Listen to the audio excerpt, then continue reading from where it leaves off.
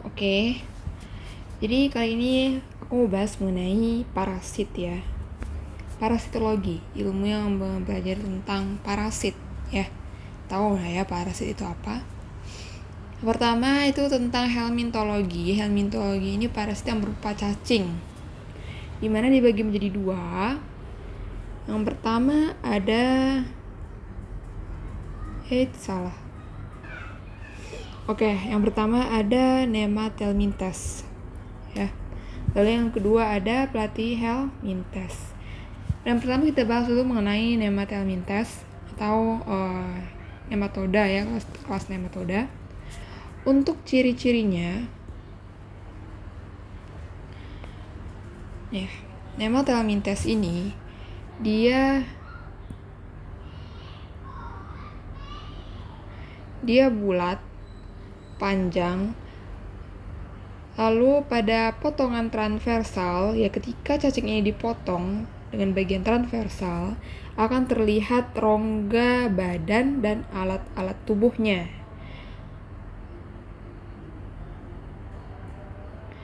Lalu alat kelamin pada nematoda ini itu terpisah ya.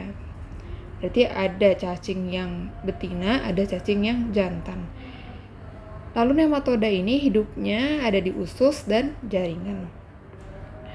Oke, itu tadi tentang nematoda. Sekarang Platyhelminthes ya. Platyhelminthes ini dibagi di dua, trematoda dan cestoda. Kalau Nematelmintes ini nematoda aja, tapi kalau Platyhelminthes itu ada trematoda dan cestoda. Untuk ciri-ciri khas setiap jenis Platyhelminthes, pada trematoda ini sering disebut dengan cacing daun ya.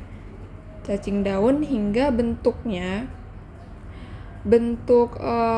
trematoda ini juga seperti daun. Lalu badan tidak bersegmen dan punya alat cerna ya. Nanti mari kita lihat perbedaan antara trematoda dan cestoda. Untuk cestoda ini disebut dengan cacing pita ya. Terdiri atas scolex, leher, dan bahan bersegmen. Badan bersegmen ya. Ini yang membedakan. Kalau cestoda, cacing pita itu badannya bersegmen, tapi kalau trematoda badannya tidak bersegmen. Lalu makanannya diserap melalui kulit ya. Ini lagi bedanya ya antara cestoda dan trematoda. Nah, untuk ciri umumnya Platyhelminthes ini badannya pipih ya. Badannya pipih, tidak mempunyai rongga badan. Ini ya yang membedakan dengan Nematelmintes. Kalau Nematelmintes dia punya rongga badan, akan terlihat rongga badan. Tapi kalau Platyhelminthes ini tidak mempunyai rongga badan dan dia hermafrodit. Berarti apa? Dalam satu cacing itu punya dua jenis kelamin ya. Beda dengan Nematelmintes ini. Kalau Nematelmintes ini alat kelamin terpisah, tapi kalau Platyhelminthes alat kelaminnya gabung gitu ya. Satu cacing dua jenis kelamin. Yang pertama kita akan bahas dulu mengenai nematoda ya, Nematelmintes.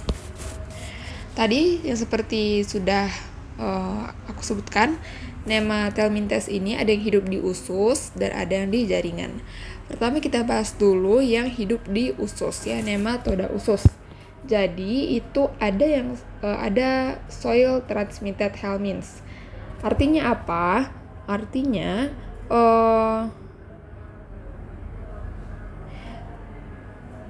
infeksi atau hidup cacing ini itu bisa menular melalui tanah.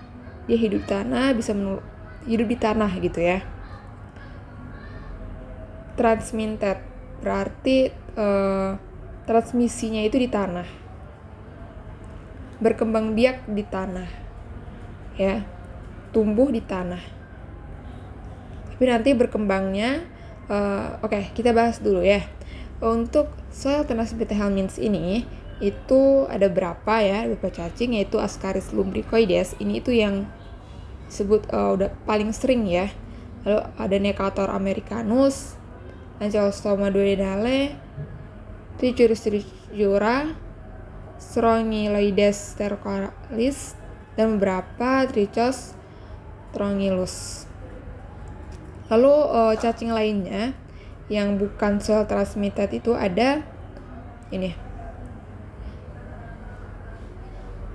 Oxyurus hermicularis dan Trichinella spiralis. Yang pertama kita bahas dulu mengenai Ascaris lumbricoides. Ascaris lumbricoides ini host spesiesnya manusia dan hanya manusia, ya. Nggak ada hewan lain, dia hanya manusia. Penyakitnya disebut dengan Ascariasis, ya. Sama dengan namanya ya nih, Ascariasis. Distribusi geografiknya ya, distribusi dia kosmopolit. Artinya apa? Dia hidup menyebar. Jadi bisa di mana aja ya, sesuai dengan kondisi baiknya. Hidupnya menyebar dan prevalensinya cukup tinggi ya. Morfologi dan daur hidupnya. Ukuran antara jantan dan betina itu untuk jantan lebih kecil daripada betina ya.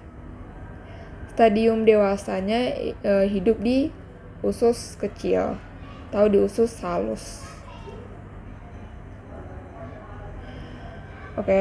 Ya, untuk siklus hidupnya. Jadi telur itu ada yang dibuahi dan ada yang tidak dibuahi. Untuk telur yang dibuahi ini itu adalah bentuk infektif. Telur dibuahi ini akan membentuk bentuk infektif dalam waktu kurang lebih 3 minggu.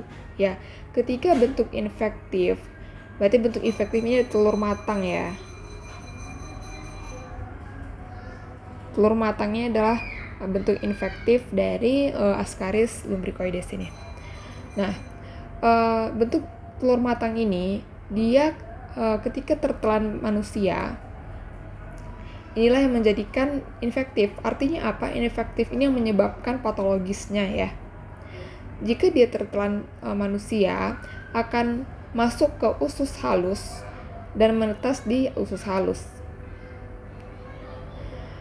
Dia menetas akan berbentuk larva ya, masih larva, belum cacing dewasa.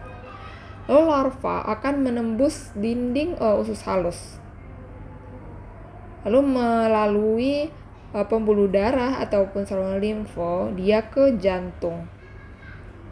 Jantung, kita tahu ya, jantung kiri, jantung kanan,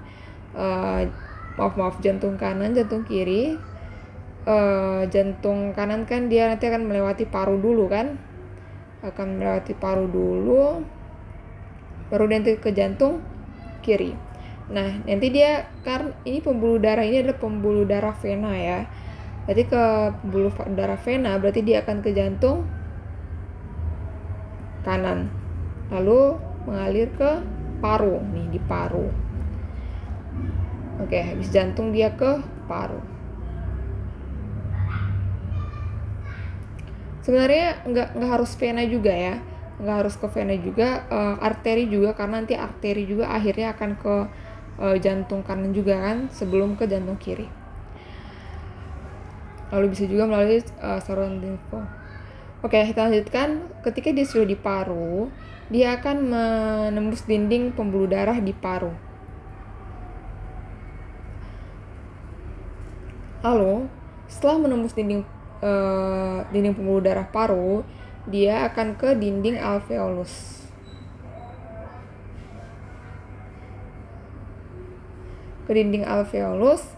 Lalu ke rongga alveolus. Lalu setelah rongga alveolus dia melalui bronchiolus dan bronchus akan menuju ke trakea. Ya. Ketika di trakea naik ke atas ke faring. Di faring ini akan merangsang batuk. Ketika dia batuk, larva akan jatuh ke esofagus. Esofagus turun ke usus halus. Nah, di usus halus ini larva udah menjadi cacing dewasa. Nah, jadi waktu antara telur matang, ya tadi telur matang berarti ini ya, telur matang yang udah infektif menjadi cacing dewasa, ya berada di usus halus, itu kurang lebih 2-3 bulan. Oke. Ini dia untuk gambarnya. Ini siklusnya ya. Misalnya ini pada orang ini,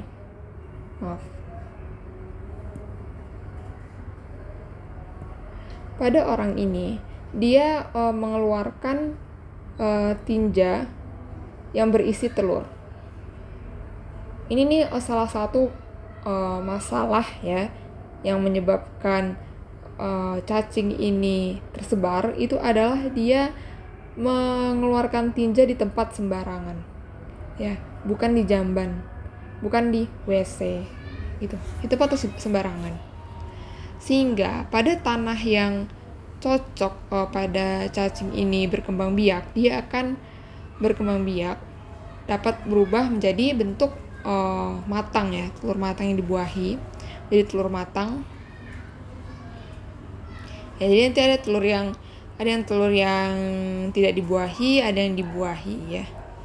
Nanti yang telur yang dibuahi akan berubah menjadi telur infektif atau telur matang. Nah, telur ini tadi siklusnya ya, gimana dia nanti akhirnya bisa ini telur yang dibuahi, dia selama tadi berapa minggu? 2 minggu ya, atau 3 minggu tadi. 3 minggu di tanah, dia akan berubah menjadi telur infektif atau telur matang. Ketika dia tertelan, ya proses tertelan ini nggak gitu aja kita menelan ya. Bisa aja bisa aja telur yang dibuahi ini dia dihinggapi oleh lalat misalnya. Dihinggapi oleh lalat. Lalu lalat mengenai telur infektif tersebut. Lalu lalat tersebut menghinggapi ke makanan. Makanan tersebut dimakan oleh manusia. Maka telur tersebut akan nempel dan masuk ke rongga mulut manusia ke usus. Atau selain itu bisa karena anak kecil. Ini yang paling sering pada anak kecil ya. Anak kecil yang main di tanah. Ya, pada tanah. Kita nggak tahu di tanah itu ada apa aja. Apalagi tanah yang kotor ya. Yang ada telurnya dipegang oleh anak-anak tersebut tangannya. Lalu ketika dia makan atau ketika mengenai nggak sengaja tangan masuk ke mulut, telur tersebut bisa masuk tertelan oleh dia. Makanya itu penting, salah satu pencegahan untuk ini itu adalah mencuci tangan sebelum makan atau menjaga kebersihan tangan ya. Itu tadi ya siklusnya, ketika telur infektif ini masuk tertelan, nanti tadi yang sudah kita bahas ya, nih hingga dia di paru ya, melalui siklus melihat paru, lalu ke trakea, ke faring, ada refleks batuk, turun ke esofagus, lalu ke usus halus. Usus halus dia jadi cacing dewasa. Nanti ya terulang kembali siklusnya seperti ini ya. Cacing dewasa ini juga bisa bertelur di usus dan keluar melalui tinja. Gitu, berulang terus. Nah, untuk patologi dan gejala klinisnya, itu ada dua bentuk ya. Jadi ada telur larva. Ini dapat menimbulkan gejala klinis yang berbeda dengan cacing dewasa. Pada larva ini dia di paru, ya, maksudnya dia akan menimbulkan gejala klinis ketika dia di paru, yaitu berupa perdarahan kecil di dinding alveolus atau gangguan paru dengan berupa batuk, demam, eosinofilia, infiltrat ya tentu pada fototoraks ya. Pada fototoraks akan terlihat infiltrat dan dia akan menghilang dalam 3 minggu. Nah, gejala-gejala ini itu disebut dengan sindrom Leffler. Apa tadi? Batuk, demam, eosinofilia, dan infiltrat. Ya, ini gejala-gejala ini disebut dengan sindrom Leffler. Lalu pada cacing dewasa, dia gejalanya klinisnya lebih ringan ya daripada larva tadi, di mana akan terjadi gangguan pada usus berupa mual, nafsu makannya turun, diare, dan konstipasi. Lalu pada infeksi yang berat, ya, terlebih lagi pada anak yang malnutrisi, ya, malabsorpsi, dia akan mengalami infeksi yang lebih berat.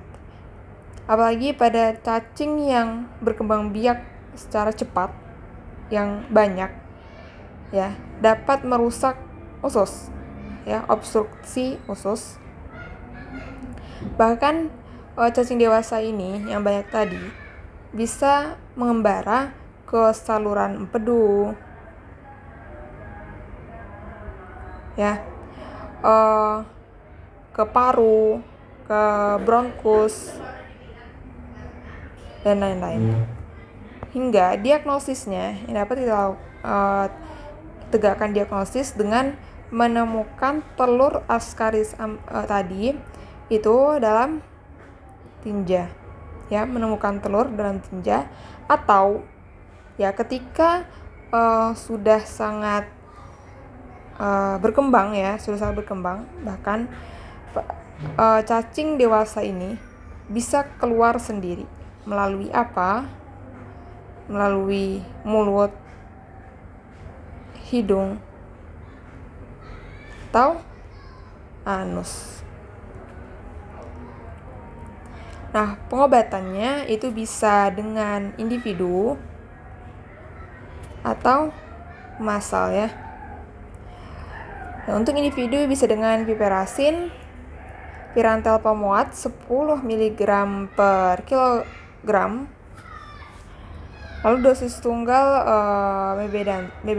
mebendazole 500 mg atau dengan albendazole 400 mg. Lalu juga dengan bagi yang terkena infeksi campuran antara Ascaris lumbricoides dengan Trichiura ini, itu dengan obat oxantel, pirantel pamuat. Untuk massal, ada persyaratan yang harus dipenuhi dulu agar obat dapat digunakan pada massal. Ya, contohnya itu obat diterima di masyarakat.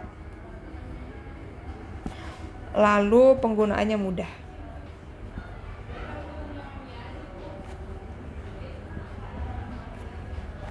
Lalu harganya murah. Ya. Lalu efek sampingnya minimal.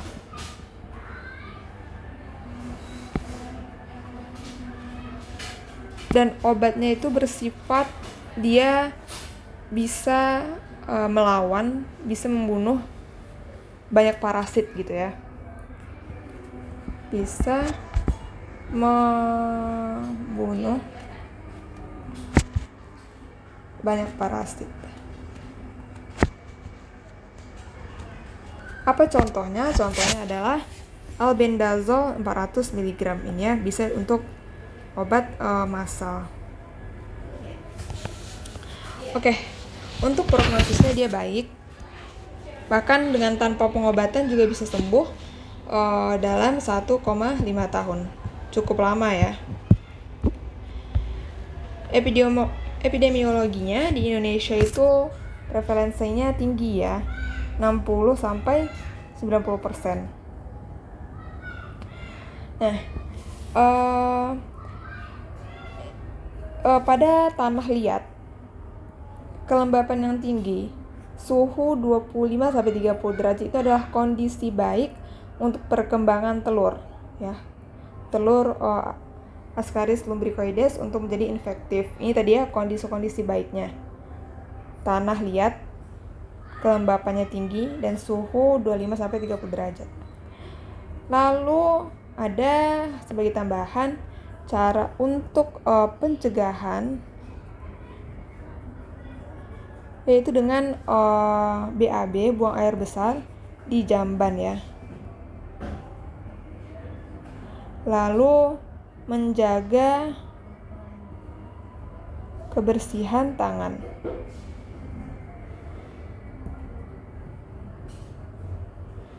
Ya, sepertinya ini. Oke, sekian. Untuk selanjutnya kita lanjutkan pada video selanjutnya. Terima kasih.